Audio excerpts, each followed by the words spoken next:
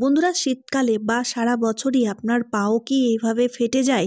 বন্ধুরা অনেক সময় দেখবেন পা ফেটে অনেকের পা দিয়ে রক্ত বেরোতে শুরু করে, প্রচণ্ড যন্ত্রণা করে থাকে, দেখতেও খুব খারাপ লাগে। তো বন্ধুরা এই পা ফাটা থেকে চিরতরে মুক্তি পাওয়ার জন্য আজকে আমি আপনাদের জন্য এমন একটা ঘরোয়া টোটকা শেয়ার করব, যার সাহায্যে আপনাদের পা হবে নরম, কোমল, তুলতুলে আর পা ফাটা থেকে চিরতরে মুক্তি পাবেন। কারণ বন্ধুরা এই টোটকাটি এতটাই পাওয়ারফুল, প্রথমবার অ্যাপ্লাই করাতেই দেখবেন আপনারা দুর্দান্ত রেজাল্ট পাবেন। তো চলুন চটপট করে আজকের ভিডিওটি শুরু করা যাক। তো বন্ধুরা প্রথমেই আমাদের একটা মিশ্রণ তৈরি করতে হবে, আর এই মিশ্রণটি তৈরি করার জন্য এখানে আমাদের নিয়ে নিতে হবে বেকিং সোডা, মানে খাবার সোডা। তো 1 চামচ মতো বেকিং সোডা আমি নিয়ে নিলাম। বেকিং সোডার সাথে আমাদের নিয়ে নিতে হবে কোলগেট হোয়াইট পেস্ট। যে কোনো হোয়াইট পেস্ট নিয়ে নিতে পারেন, কোনো অসুবিধা নেই। তো হোয়াইট পেস্ট দেওয়ার সাথে সাথেই আমাদের নিয়ে নিতে হবে লেবু। বন্ধুরা প্রত্যেকটি জিনিস আপনারা প্রত্যেকেই জানেন ক্লিনিংয়ের ক্ষেত্রে খুবই উপযোগী। বিশেষ করে বন্ধুরা বেকিং সোডা পা ফাটার ভেতরে জমে থাকা ব্যাকটেরিয়া নোংরাগুলোকে খুব সহজেই পরিষ্কার করবে। তাছাড়াও বন্ধুরা আমরা প্রত্যেকেই জানি যে বেকিং সোডা যে কোনো ধরনের জিনিসকে খুব সহজেই সফট করে তোলে। তো এখানে দেখুন বন্ধুরা পা ফাটার যে মোটা মোটা শক্ত শক্ত মরা চামড়াগুলো, সেই চামড়াগুলোকে সফট করে তুলবে বেকিং সোডা। তাছাড়াও বন্ধুরা লেবুর মধ্যে রয়েছে যেহেতু প্রচুর পরিমাণে ভিটামিন সি, তাই পা ফাটা রিপেয়ার করার জন্য লেবু খুব উপযোগী। তার সাথে সাথে বন্ধুরা হোয়াইট পেস্ট ক্লিনিংয়ের ক্ষেত্রে খুবই উপকারী। তাই সবগুলো জিনিস ভালোভাবে মিশিয়ে মিশ্রণটি তৈরি করে নিতে হবে। তো মিশ্রণটি আমি তৈরি করে রেখেছি, আর এপাশে আমি আরেকটি রেমেডি তৈরি করছি। দুটো রেমেডি কিন্তু আমাদের পা ফাটার জন্য প্রয়োজন। তো এখানে দেখুন বন্ধুরা আমি নিয়েছি আদা, মোটামুটি 1 থেকে 1.5 চামচ মতো আদা নিতে হবে। আমি আদাটাকে দেখুন খোসা সমেতই গ্রেট করে নিচ্ছি, তবে আদাটাকে ভালোভাবে ধুয়ে নেবেন যেহেতু আদার গায়ে ধুলো মাটি লেগে থাকে। তারপর বন্ধুরা এই গ্রেট করা আদাগুলোকে আমি একটা তরকা প্যানের মধ্যে ঢেলে দিলাম। যেহেতু আমাদের রেমেডিটি তৈরি করতে হবে তাই যে কোনো পাত্র আপনারা নিয়ে নিতে পারেন, কোনো অসুবিধা হবে না। তারপরে আমাদের নিয়ে নিতে হবে নারকেল তেল। এখানে আমি 1 চামচ মতো নারকেল তেল নিয়ে নেব। বন্ধুরা পা ফাটা রিপেয়ার করার জন্য এই নারকেল তেল খুবই উপকারী, কারণ বন্ধুরা নারকেল তেল আমাদের স্কিনকে ভেতর থেকে নারিশ করে থাকে, যার ফলে পা ফাটা খুব দ্রুত রিপেয়ার হয়ে যায়। তারপরে আমাদের নিতে হবে সর্ষের তেল। এখানে আমি 1 চামচ মতো সর্ষের তেল নিয়ে নিলাম। বন্ধুরা সর্ষের তেলও কিন্তু আমাদের পা ফাটা রিপেয়ার করার জন্য খুবই উপকারী। এবার দেখুন বন্ধুরা সবগুলো জিনিস মিশিয়ে নিয়েছি। শুধুমাত্র আমি আদা নিয়েছি, নারকেল তেল আর সর্ষের তেল নিয়েছি, আর কোনো উপকরণ নেওয়ার প্রয়োজন নেই। গ্যাসটাকে অন করে দিয়েছি। গ্যাসটাকে অন করে দিয়ে ফ্লেমটাকে লোতে রেখে এবার আমাদের এই মিশ্রণটিকে 4 থেকে 5 মিনিটের জন্য ভালো মতো গরম করে তৈরি করে নিতে হবে, যতক্ষণ না পর্যন্ত আদাগুলোর কালার চেঞ্জ হয়ে যাচ্ছে। আদাগুলো দেখবেন একটু ব্রাউন কালার হয়ে যাবে, ততক্ষণ পর্যন্ত আমাদের এই রেমেডিটি তৈরি করে নিতে হবে। তো বন্ধুরা এই রেমেডিটিকে আপনারা একবারে অনেক বেশি করে তৈরি করে যে কোনো বোতল বা যে কোনো কন্টেনারের মধ্যে ভরে রাখুন আর শীতভর ইউজ করুন। তাহলে দেখবেন বন্ধুরা আপনাদের পা ফাটা পুরোপুরিভাবে ভালো হয়ে যাবে। তবে এই রেমেডিটি কিভাবে অ্যাপ্লাই করতে হবে সেটাও কিন্তু আমাদের জানা দরকার।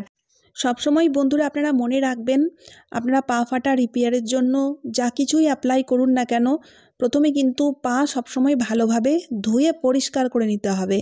যেহেতু পা ফাটার ভেতরে প্রচুর নোংরা ময়লা জমে থাকে, সেগুলোকে প্রথম ক্লিন করা দরকার।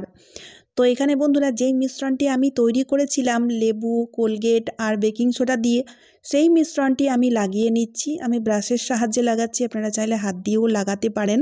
এতে কি হবে, মরা মোটা চামড়াগুলো খুব সহজেই সফট হয়ে যাবে, বা পা ফাটার ভেতরে যে নোংরাগুলো ব্যাকটেরিয়াগুলো জমে থাকে সেগুলোও খুব সহজেই পরিষ্কার হয়ে যাবে।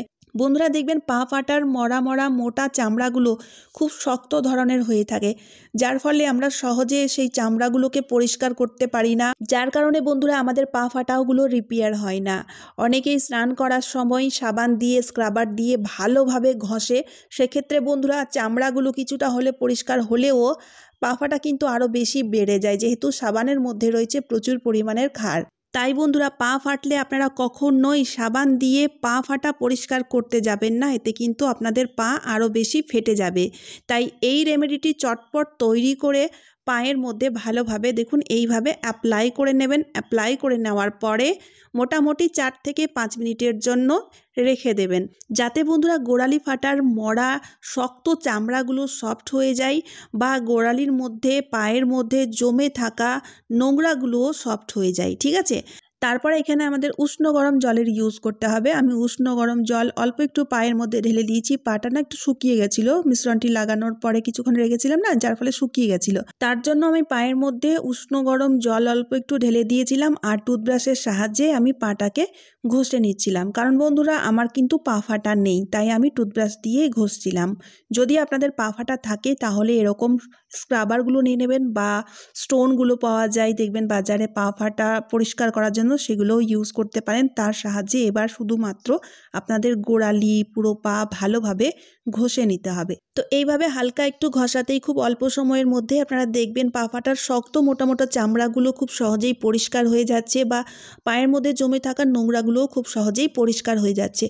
কারণ বন্ধুরা এই মিশ্রণটি লাগানোর ফলে বেশি ঘষাঘষি করার কোনো প্রয়োজন পড়বে না। এবার দেখুন বন্ধুরা, পাটা আমি কিন্তু ভালোভাবে ঘষে নিয়েছি, পা পরিষ্কার হয়ে গেছে। পা পরিষ্কার হয়ে যাওয়ার পরে এই যে নখের চারিপাশে অনেক সময় দেখবেন কালো কালো নোংরা জমে যায় বা নখগুলো হলদেটে হয়ে যায়। তার জন্য এখানে কি করবেন বন্ধুরা, লেবুর খোসা নিয়ে নেবেন। লেবুর খোসার মধ্যে অল্প একটু চিনি লাগিয়ে এবার পুরো পাটাকে ঘষবেন। এতে খুব সুন্দর মতো স্ক্রাবারও হয়ে যাবে, যেহেতু চিনি খুব ভালো একটা স্ক্রাবারের মতো কাজ করে থাকে। আর দ্বিতীয়ত হচ্ছে নখের মধ্যে জমে থাকা যত রকমের নোংরা সেগুলোও কিন্তু খুব সহজেই পরিষ্কার হয়ে যাবে। বন্ধুরা নখের মধ্যে যদি নোংরা জমে থাকে বা নখটা হলুদ হয়ে থাকে তাহলে কিন্তু দেখতে খুব বাজে লাগে, আর আমরা পার্লারে গিয়ে পেডিকিওর করাই। তো বন্ধুরা আপনাদের পার্লারে গিয়ে পেডিকিওর করানোর কোনো রকম কোনো প্রয়োজন পড়বে না। শুধুমাত্র এই রেমেডিটি আপনারা সপ্তাহে 2 বার করে অ্যাপ্লাই করুন, তাহলে আপনাদের পাও খুব সুন্দর থাকবে, পা কোনোদিনও ফাটবে না, পা ফাটা খুব সহজেই রিপেয়ার হয়ে যাবে। তারপরে উষ্ণ গরম জল দিয়ে আমি পাটাকে ভালোভাবে ধুয়ে নিয়েছি। উষ্ণ গরম জলেরই ইউজ করবেন, কোনো মতে কিন্তু ঠান্ডা জলের ইউজ করা যাবে না। তারপর পাটাকে ভালোভাবে মুছে নিয়েছি। তারপর পা দুটো মুছে নেওয়ার পরে এই রেমেডিটি আমাদের পায়ের মধ্যে অ্যাপ্লাই করতে হবে। বন্ধুরা আদার মধ্যে রয়েছে অ্যান্টিফ্লোমেটিক প্রপার্টি, যার ফলে বন্ধুরা পা ফাটা দ্রুত রিপেয়ার করতে খুবই সাহায্যকারী। তো বন্ধুরা আপনারা অনেকেই কমেন্ট করছেন যে আপনার পা তো ফাটা নেই, পুরো পরিষ্কার পা।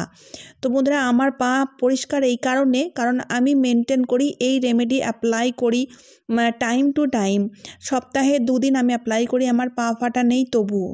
যদি আপনাদের পা প্রচুর ফেটে রয়েছে তাহলে বন্ধুরা প্রত্যেক দিন অ্যাপ্লাই করবেন, দ্রুত পা ফাটা ঠিক হয়ে যাবে। আর রাত্রিবেলায় ঘুমানোর সময় অ্যাপ্লাই করবেন, কারণ রাত্রিবেলায় আমাদের স্কিন রিপেয়ার মোডে থাকে, যার ফলে বন্ধুরা দ্রুত এই রেমেডিটি খুব ভালো ওয়ার্ক করবে। তাই রাত্রিবেলায় এই রেমেডিটি যেভাবে আমি বললাম ঠিক সেভাবেই অ্যাপ্লাই করতে হবে। অ্যাপ্লাই করে নেওয়ার পরে লাস্টে না মোজা পরে নিতে হবে, আর মোজা পরে রাত্রিবেলায় ঘুমিয়ে যান। সকালবেলায় উঠে দেখবেন আপনাদের পা নরম তুলতুলে হয়ে গেছে, পা ফাটা অনেকটাই রিপেয়ার হয়ে গেছে। 1 সপ্তাহের মধ্যেই আপনাদের ভয়ঙ্কর পা ফাটা এমনভাবে রিপেয়ার হবে আপনাদের বিশ্বাসই হবে না। তার সাথে সাথে বন্ধুরা আরও কয়েকটি জিনিস আমাদের মেনে চলতে হবে। বন্ধুরা বাড়িতে থাকলেও আপনারা সবসময় স্লিপার পরুন।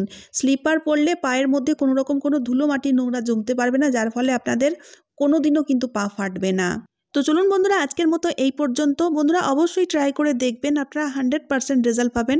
তাই বন্ধুরা ভিডিওটি বেশি বেশি করে শেয়ার করে দেবেন, আর তারই সাথে সাথে চ্যানেলটিকে সাবস্ক্রাইব করে অবশ্যই আমার পাশে থাকবেন। তো চলুন আবার দেখা হচ্ছে অন্য কোনো নতুন ভিডিওতে। টাটা বন্ধুরা।